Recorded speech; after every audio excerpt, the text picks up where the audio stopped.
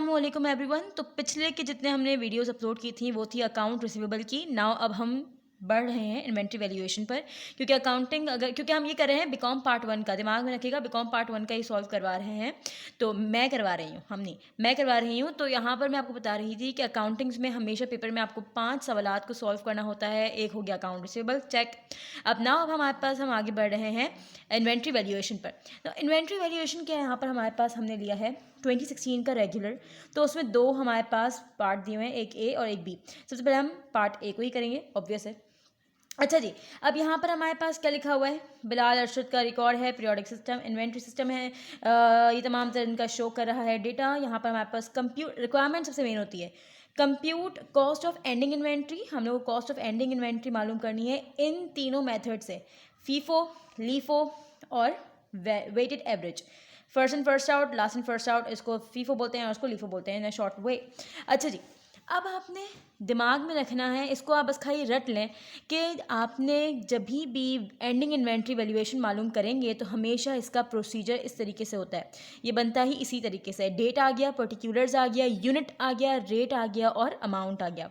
अच्छा जी, अब हमारे पास यहाँ पर पूरे सीक्वेंस से यहाँ से लेकर यहाँ तक परचेजेज, अगर इसके दरमियान में सोल्ड होता तो वो हम नहीं लिखते, या सेल्स होता हम वो नहीं लिखते। हमने सिर्फ और सिर्फ इन्वेंट्री से लेके परचेजेस तक ही यहाँ पर लिखना है। ठीक है, अब हमने वो लिख दिया। 20 यहाँ पर परसेंट था, उसको हमने मल्टीप्लाई कर दिया, 20,000 को मल्टीप्लाई कर दिया इससे, तो इसका आंसर ये आया। इसको इससे मल्टीप्लाई कर दिया, इसका आंसर ये आया। इसको इससे मल्टीप्लाई किया तो आंसर ये आ गया। एंड नाउ अब हमने क्या किया, हमने इन तमाम तर को ऐड किया, आंसर क्या आया। इन तमाम तर को ऐड किया तो आंसर क्या आया। तो ये कहलाएगा हमारे पास मर्चेंडाइज अवेलेबल फॉर सेल, यानी कि जब हमने इन तमाम तर को ऐड कर दिया तो हमारे पास इसका आंसर कहलाएगा merchandise available for cell unit और मर्चेंडाइज अवेलेबल फॉर सेल यहाँ पर। ठीक है, अब हमने क्या करना होता है, इसमें हमेशा इन तमाम इस वैल्यू में से हम लेस करते हैं यूनिट सोल्ड। तो यहाँ पर कितनी इन्होंने यूनिट सोल्ड लिखी हुई, यानी 1,30,000 सेल्स ड्यूरिंग द पीरियड 1,30,000।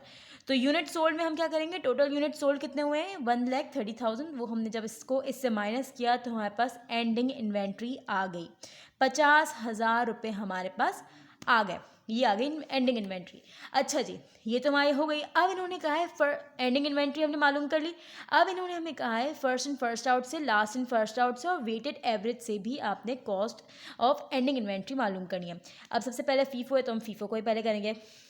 अच्छा जी, अब मेरी बात दिमाग में रखें, फीफो में हमेशा हम क्या, अब हमारे पास अमाउंट हमने क्या करी, 50,000 ही हमारे को इनका यूनिट, हमारे को इनका 50,000 ही करना है, चाहे ऐड हो माइनस हो, इसका हमारे को यूनिट 50,000 ही इसके इक्वल करना है। जो भी एंडिंग इन्वेंट्री आएगी उसके इक्वल ही हमारे पास इसका यूनिट आना चाहिए। तो अब हम क्या करेंगे, फर्स्ट इन फर्स्ट आउट में हमेशा हम ये जो परचेजेज है, यानी कि जहाँ पर एंड हो रही परचेजेज, तो इसको हम हमेशा आखिरी से, यानी आखिरी वाले जो वैल्यू है वहाँ से उठाते हैं वैल्यू। तो यानी यहाँ पर 60,000 था, हम लोग क्योंकि इसके बराबर इसी के एग्जैक्ट बनाना है तो हमने 60 की जगह हमने 50,000 यहाँ से ले लिया। यहाँ से जब हमने 50,000 लिया तो हमने इसका यूनिट भी हम, रेट भी हम इसी का लेंगे। यूनिट, रेट और अमाउंट होती है। किस तरीके से करेंगे आप, फर्स्ट एंड फर्स्ट आउट में हमेशा हम नीचे की वैल्यू, नीचे से शुरू करते हैं। जो आखिरी जो वैल्यू होती है यहाँ पर की ऐड होने से पहले जो हमारे पास वैल्यू होती है वो ही हम वैल्यू लेते हैं फर्स्ट एंड फर्स्ट आउट में।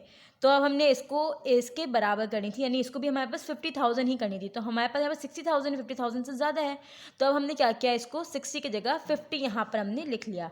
10,000 की हमें ज़रूरत नहीं है। अब हमने रेट पे हमने लिख दिया 8 पॉइंट जो इसका रेट था। देन जब हमने इसको इससे मल्टीप्लाई किया तो हमारे पास आंसर इसका 4 लाख रुपये आया। अब हमने लीफो में क्या करना होता है, लीफो में हमेशा स्टार्टिंग वाली यानी इन्वेंट्री से शुरू होती है, हम उसको ऐड करेंगे तो हमारे पास इसको 50 तक के बराबर हम लोग सेम एज इट इज़ इसका भी वैल्यू लगाए हो जाएगी। ठीक है, अब हमने क्या किया, 20 लगा दिया। ठीक है, 20 भी लिख दिया एज इट इज़, 25 लिख दिया, तो यानी 20 to 25 कितना हुआ 45। अब हमारे को 5,000 ही लेना है तो हमने 35 में से 5,000 ले लिया, तो हमारा ये हो गया पूरी साइड मुकम्मल 50,000, क्योंकि ये ही हमारे को लाना ज़रूरी है, 50,000 लाना इज़ अ मस्ट। ठीक है, फिर हमने इन तमाम सर को ऐड किया, यानी कि पहले इसको इससे मल्टीप्लाई किया तो आंसर ये आया। अब हमने इन तमाम सर को ऐड किया तो इसका लीफो का आंसर ये आया। अब हमारे पास फर्स्ट इन फर्स्ट आउट हो गया। अब हमारे पास जो थर्ड है वो है वेटेड एवरेज मेथड।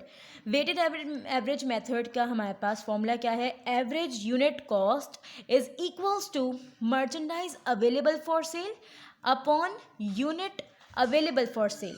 यानी मर्चेंडाइज अवेलेबल फॉर सेल हमारे पास क्या है? ये मर्चेंडाइज अवेलेबल फॉर सेल है और इसमें ये यूनिट अवेलेबल फॉर सेल है।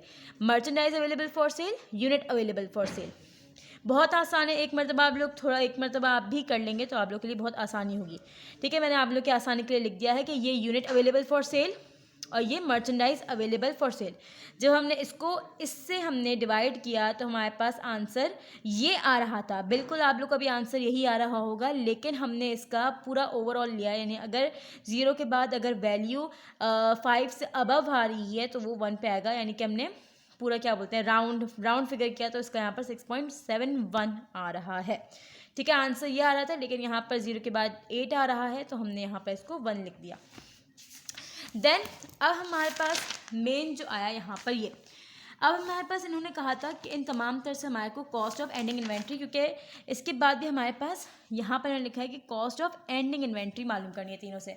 तो अब यहाँ पर हमारे पास वेटेड एवरेज का मुकम्मल नहीं हुआ, तो अब हमने यहाँ पर कॉस्ट ऑफ एंडिंग इन्वेंट्री, मतलब वेटेड एवरेज हो गया, लीफो हो गया, फीफो हो गया। अब हमारे पास आ गया cost of ending inventory is equals to unit at end multiply by average unit cost.